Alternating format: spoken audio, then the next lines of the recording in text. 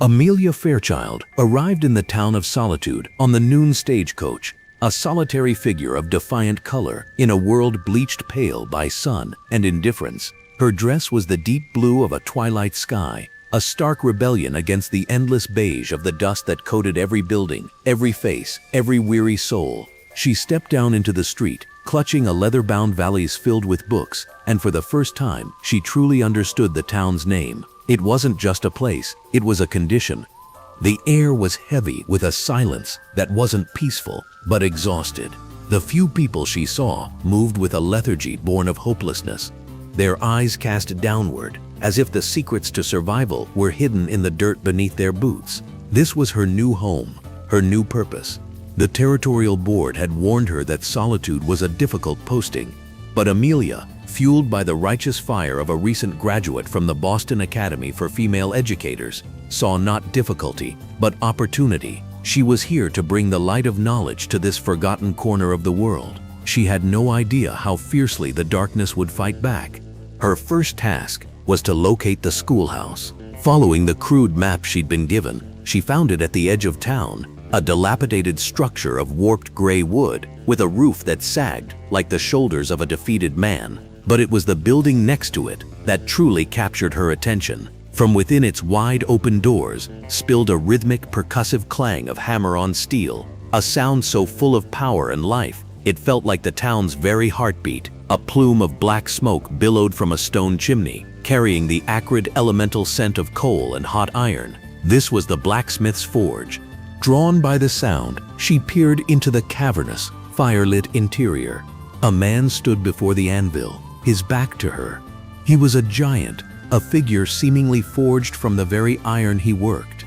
The muscles in his back and shoulders coiled and bunched like thick ropes of steel beneath a sweat-stained linen shirt as he brought a heavy hammer down in a perfect ringing arc. Sparks erupted like captured stars, momentarily illuminating a face of rugged concentration, framed by a thick, untamed beard and a mane of dark hair. Sensing her presence, he stopped mid-swing, the sudden silence deafening. He turned, and Amelia felt her breath catch. He was even larger from the front, his presence filling the entire space. His eyes, the color of a stormy gray sea, regarded her with a quiet, unreadable intensity. There was a wariness in them, the look of a man long accustomed to being judged. "Can I help you, ma'am?" His voice was a low, quiet rumble, a surprising contrast to the violent noise of his work. I'm Amelia Fairchild, the new schoolteacher," she said, forcing a confidence she didn't quite feel. The giant nodded slowly, his expression unchanging. He wiped a grimy hand on his leather apron. "Finn." It was the only name he offered. Just Finn. "The schoolhouse door hinge is broken," she said, gesturing toward her new domain. "The board said I should speak to the blacksmith." Without another word, Finn picked up a small wooden toolbox and followed her outside. He moved with a peculiar grace for a man his size, a silent, deliberate tread. He knelt by the crooked door, his massive hands surprisingly gentle as he examined the rusted iron. He worked in silence, and Amelia found herself filling the void, talking about her plans for the children, the books she'd brought, the importance of grammar and arithmetic in a world moving toward progress. Finn just grunted in response, his focus entirely on the task. When he was done, the door swung open smoothly, silently. "Thank you, Mr. Finn," she said brightly. "Just Finn," he corrected, not looking at her. He started to walk back to his forge. "Wait," she called out, "what do I owe you?" He paused, his back still to her. "The town pays me," he said, and then disappeared back into the firelit darkness of his workshop, leaving Amelia with a strange sense of having been both helped and dismissed in the same breath. She spent the next week in a whirlwind of activity, battling dust, spiders, and the ghosts of neglect to transform the shack into a respectable place of learning. On the first Monday, a grand total of 6 children appeared at her door, their faces a mixture of curiosity and ingrained suspicion. They were the children of the town's few remaining merchants and one stubborn rancher. It was a start. It was on the 3rd day of classes that she first felt the chill of the town's true power structure. A carriage, opulent and black, pulled by two perfectly matched gray stallions, rolled to a stop in front of the schoolhouse. A man stepped out, dressed in a tailored black suit that seemed to absorb the very light of the sun. He was handsome in a severe predatory way, with cold, intelligent eyes and a thin, cruel smile. He walked to the schoolhouse door, his polished boots making no sound in the dust, and peered inside. The children instinctively fell silent, shrinking in their seats. "Miss Fairchild, I presume," he said, his voice smooth and cultured, yet carrying an undercurrent of absolute authority. "I am Alistair Finch. I own this valley. People around here, for the sake of brevity, refer to me as the Baron." Amelia stood, her back straight. "Mr. Finch, it is a pleasure to meet the town's benefactor." His smile widened, but it didn't reach his eyes. Benefactor, a charming word.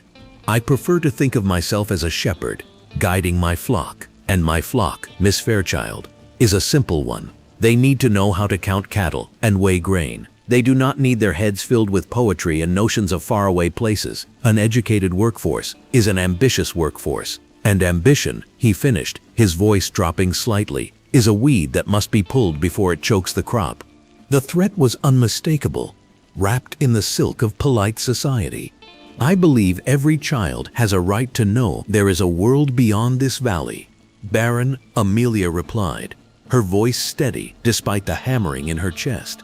"An education is not a weed, it is a seed." The Baron's eyes hardened. "Be careful what you plant, Miss Fairchild. The soil in Solitude is notoriously poor. Things have a difficult time growing here."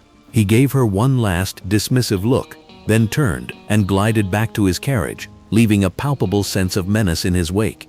That night, she found a dead raven nailed to the schoolhouse door. Shaken but resolute, she took it down before the children arrived. She knew, with chilling certainty, that it was a message from the Baron, a warning. She said nothing to anyone, but she couldn't shake the feeling of being watched. The first of the 5 arrived 2 days later. He was a tall, wiry man with a knife scar that cut through his left eyebrow, giving him a permanent sneer. His name was Slade.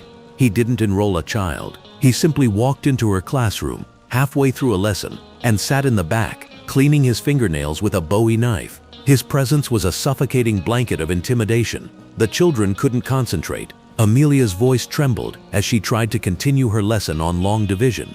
After an hour of this silent torment, Slade stood up, stretched, and walked out, pausing at the door. "The Baron sends his regards," he'd whispered, and then vanished. He came back the next day, this time with a friend, a hulking brute of a man who looked as though he'd been carved from a block of granite. They didn't speak, they just sat and watched, their eyes promising violence. Amelia's resolve began to fray. The townspeople offered no help.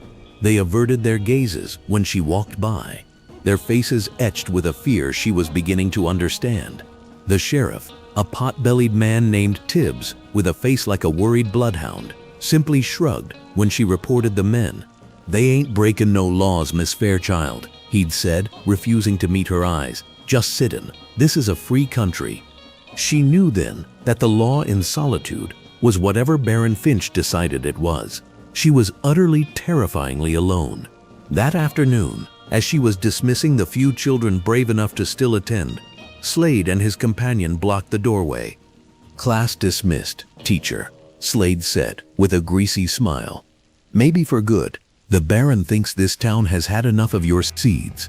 He took a step toward her, his hand resting on the hilt of his knife. Amelia's blood ran cold. She was trapped. And then a shadow fell over them. Finn stood behind the 2 men, his massive form eclipsing the afternoon sun. He held no hammer, no weapon, but his very presence was more menacing than any blade. His gray eyes were fixed on Slade, and for the first time Amelia saw them without their usual wariness. They were cold, hard, and utterly devoid of fear. "She's leaving," Finn said, his voice a low growl. Slade turned, his sneer faltering for a fraction of a second as he took in the blacksmith's sheer size. "This ain't your business, Smithy," he spat, trying to recover his bravado. "Go back to your fire." Finn didn't move. He simply looked from Slade to his companion. then back again. He said nothing. He just stood there, an immovable mountain of muscle and quiet fury. The air crackled with tension. The brute shifted his weight, suddenly looking less confident. Slade's hand tightened on his knife, but he didn't draw it. In the silent primal language of men, a decision was being made, and Slade, for all his bluster, was deciding against it. He finally broke eye contact, spitting on the ground. "Whatever. We're bored anyway." He and his partner pushed past Finn and sauntered down the street, though their swagger seemed forced. Amelia let out a breath she hadn't realized she was holding. She looked at Finn, who was still watching the men retreat. "Thank you," she whispered, her voice shaking. He turned to her, and the cold fury in his eyes was replaced by that familiar guarded expression. "They'll be back," he said, his voice flat. It wasn't a warning, it was a statement of fact. "Why are you helping me?" she asked, genuinely curious. Finn looked at the schoolhouse, at the neatly painted letters above the door. His gaze was distant, his jaw tight. "No reason," he mumbled, and walked back to his forge without another word. The next day, all 5 of them came. Slade and the brute were joined by a cadaverously thin man with shifty eyes and a pair of twin brothers who moved with an unsettling, synchronized stillness. They didn't enter the school. They spread out, surrounding it, their message clear. The school was a prison, and she was the inmate. No children came to class that day. Amelia sat alone at her desk, the silence of the empty classroom, a testament to her failure. The Baron had won. She had brought her books and her ideals, and they had been met with brute force and fear. Tears of frustration welled in her eyes. That evening, as the sun began to set, casting long, ominous shadows across the town, there was a soft knock on the schoolhouse door. She opened it to find Finn standing there, his large frame silhouetted against the twilight sky. In one hand, he held a covered plate, and in the other, a small, crudely carved wooden bird. "You didn't eat," he said, pushing the plate into her hands. It was a thick slice of beef and some roasted potatoes. Warm. She stared at him, then at the bird. "What's this?" "For the children," he mumbled, his gaze fixed on the ground. "So they aren't scared." Amelia felt a crack in the wall of her despair. This silent, brooding man, this giant who spoke in grunts and single words, had a kindness in him that the rest of the town had buried under fear. She took a deep breath. She would not be driven out. "Finn," she said, her voice finding its strength again, "they're trying to scare me away because I represent something the Baron can't control. Knowledge, words." She looked him directly in the eyes. "Your strength, it's a shield, but a shield isn't enough. We need a sword, and in this fight, the sword is learning." He looked confused. "I don't understand." "Come inside," she said, her decision made. "Let me show you." She led him to the chalkboard. With a piece of chalk, she wrote a single large letter, A. "This is an A," she said softly. "It is the beginning of everything, of apple and animal, and Amelia." She turned to him, "and anvil." Finn stared at the chalk mark as if it were a magic symbol. He looked from the board to his own calloused, dirt-stained hands, and a deep, profound shame washed over his face. He shook his head. "I can't," he whispered, his voice thick. It was the most vulnerable she had ever seen him. The illiterate blacksmith, the man who could bend steel with his bare hands, was terrified of a letter on a chalkboard. In that moment, she didn't see a giant. She saw a man trapped in a prison of silence, a prison far more effective than the one Slade and his men had built around her schoolhouse. "That's not true," she said, her voice gentle but firm. "Strength comes in many forms, Finn. You have a strength I could never possess. Let me share mine with you." And so, the lessons began. Every evening, after the Baron's men had slunk away for the night, Finn would come to the schoolhouse. By the flickering light of a single lantern, Amelia would guide his large, clumsy hand as he traced the letters of the alphabet. It was a slow, arduous process. He was frustrated by his own limitations, his brow furrowed in concentration as he struggled to make sense of the squiggles and lines that she called words. But he was a patient man. with the same methodical determination he applied to his forge. And as he slowly began to piece together letters into simple words, cat, dog, sun, sky, Amelia saw a light begin to dawn in his eyes, a hunger for something he had been denied his entire life. In return, he taught her the language of his world. He showed her how to read the clouds to predict the rain, how the bend in a tree branch could tell you which way the prevailing wind blew. He spoke of the town's history, of the families the Baron had crushed, the dreams he had extinguished. He was not an eloquent man, but his simple, direct words painted a picture of injustice more powerful than any book she had ever read. Their alliance deepened, forged in the quiet intimacy of the lamplit schoolhouse, a bond of shared vulnerability and mutual respect. She was no longer just the schoolteacher, and he was no longer just the blacksmith. They were partners. The Baron, of course, was not a patient man. His intimidation tactics were failing. The schoolteacher remained, and now the blacksmith, his most formidable asset in the town, was her constant shadow. The threat had to be made real. It happened on a moonless night. Finn was walking Amelia back to the small room she rented above the general store. They were ambushed in the alleyway, all 5 of them. It was a blur of motion and brutal violence. Finn shoved Amelia behind him, turning to face them, his body a living wall. "We warned you to stay out of this, Smithy," Slade snarled, drawing his knife.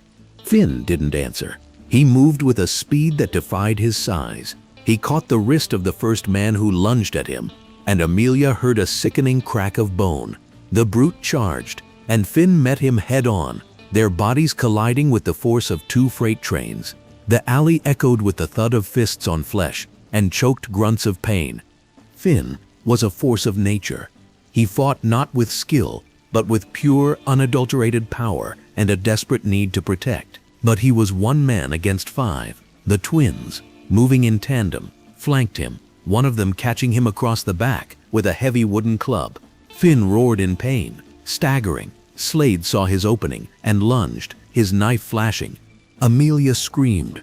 Without thinking, she grabbed a loose piece of firewood from a nearby stack and swung it with all her might, catching Slade squarely in the side of the head. The blow was clumsy, but it was enough. Slade stumbled, his attack diverted, giving Finn the moment he needed. He grabbed the brute and used him as a shield, a battering ram, a weapon, clearing a path through the chaos. He seized Amelia's arm. "Run," he roared. They fled, leaving the 5 men dazed, bruised, and bleeding in the dark alley. They didn't stop until they reached the forge, the only place Finn considered a true sanctuary. He slammed the heavy doors shut and barred them. In the faint glow of the dying embers in the hearth, she saw the damage. A deep gash ran along his forearm, and his face was a mess of cuts and bruises. He was breathing heavily, his body trembling with fading adrenaline and pain. She tore a strip from her petticoat and began to clean the gash on his arm, her hands shaking. "They almost killed you," she whispered, her voice choked with tears. "All because of me. You should have let them run me off." He looked at her then, his gray eyes searching her face in the dim light. "They weren't just fighting me, Amelia," he said, his voice a raw whisper. He gently touched the small wooden bird she now kept on a string around her neck. "They were fighting this, the school, the books, the idea that a man can be more than what he's told he is." He looked at his own hands.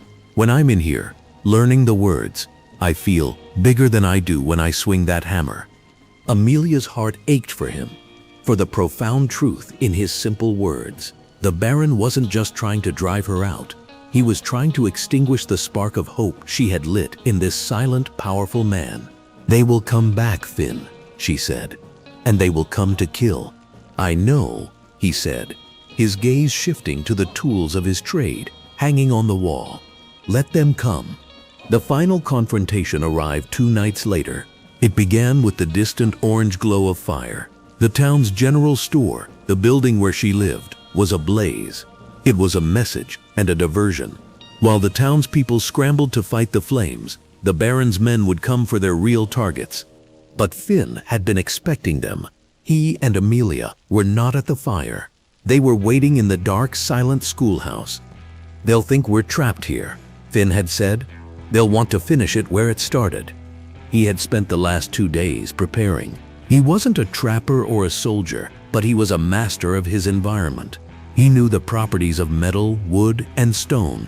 The schoolhouse was no longer a place of learning, it was a fortress. They heard the footsteps outside, the crunch of boots on gravel, 5 distinct sets. The door was kicked open, and Slade stood there, silhouetted against the night, a burning torch in his hand. "Nowhere left to run, teacher," he sneered. "The Baron is tired of playing games."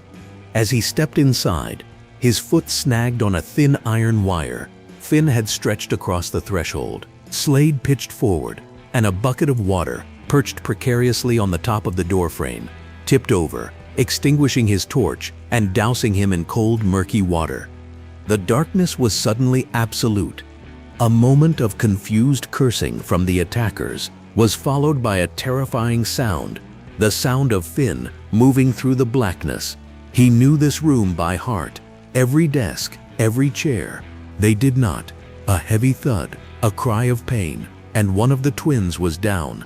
A match scraped, and the thin man lit a lantern, casting wild, dancing shadows across the room. He held it high, his eyes darting around, searching for the blacksmith. He found him. Finn was standing right behind the other twin, and before the man could react, Finn brought the flat of a heavy iron shovel down on his head. The clang echoed, and the second twin crumpled. Slade, sputtering and furious, drew his pistol. "I'll kill you, you oversized freak," he screamed, firing blindly into the chaos. Amelia, hidden beneath her large oak desk, as Finn had instructed, watched in horror. The brute charged Finn, and the 2 giants grappled, crashing through desks, their struggle a primal battle of strength. The thin man, seeing his chance, started moving toward Amelia's hiding place, a wicked-looking knife in his hand. She scrambled backwards, her heart seizing with terror. But Finn saw him. Even while locked in a life-or-death struggle with the brute, he saw the new threat. With a final desperate roar of effort, he heaved the brute sideways, sending him crashing into the thin man. Both men went down in a tangled heap. Only Slade was left. He stood near the door, his pistol raised, his face a mask of crazed fury. "Come on out, Smithy," he yelled. "Face me." Finn rose to his feet, breathing heavily. He stood in the center of the room, his form a dark, imposing silhouette against the lantern light. He was battered and bruised, but unbroken. "You came to burn down a school," Finn said, his voice low and full of contempt. "I came to get paid," Slade shrieked, and fired. The bullet caught Finn in the shoulder. He staggered back with a grunt of pain, his arm going limp at his side. Slade's face split into a triumphant grin. He cocked the hammer for the kill shot. "That's the end of you." Amelia knew, in that instant, that a shield was not enough. Sometimes the sword was needed. Her eyes darted around, landing on the heavy cast iron stove in the corner of the room, a poker resting against it. It was too far, but next to her desk was the heavy school bell she used to call the children to class. It was solid brass and heavy. With a cry of desperation, she heaved it with both hands, sliding it across the floor. It careened into a stack of loose floorboards Finn had pried up earlier, and the resulting clatter and crash to his left was deafening. For a fraction of a second, Slade's eyes flickered toward the sound, his gun following the noise in pure instinct. It was the only opening Finn needed. Ignoring the searing pain in his shoulder, he lunged forward, closing the distance in 2 massive strides. He didn't grab for the gun. He slammed his entire body into Slade, driving him backwards, out the door, and into the dirt outside. The pistol flew from Slade's hand, spinning into the darkness. The fight was over. The Baron's men were broken, unconscious, or fled. As dawn broke, painting the eastern sky in hues of rose and gray, Baron Alistair Finch rode up to the schoolhouse, a smug look of satisfaction on his face. He expected to find a smoldering ruin. Instead, He found his 5 hired killers tied up in a neat, ignominious row in front of the building. Finn was sitting on the schoolhouse steps, his shoulder crudely bandaged. Amelia stood beside him, her dress torn and stained, her face smudged with soot, but her eyes blazing with a fire the Baron had never seen before. The Baron's face paled, his composure finally cracking. "What is the meaning of this?" he demanded. "This," Amelia said, her voice ringing with newfound authority, "is evidence. Assault, attempted murder, arson." She gestured to the battered men, "And these are your witnesses. I imagine they'll be quite willing to testify against you in exchange for a little leniency from a federal judge. You have no power here." The Baron sneered, but his voice lacked its usual conviction. "You're wrong," Amelia said. "You think power comes from money and fear, but there is a power in the law. There is a power in words, and there is a power in a community that decides it will no longer be afraid." She looked at Finn, who was now slowly, painfully getting to his feet, standing beside her. "You sent 5 killers to scare a schoolteacher, but you didn't count on the man who decided he wanted to learn how to read his own name." The Baron looked from Amelia's unyielding face to Finn's indomitable presence, and finally to the faces of the townspeople who were now beginning to gather, drawn by the commotion. For the first time, their eyes were not downcast. They were watching him, their expressions a mixture of fear and a dawning, dangerous hope.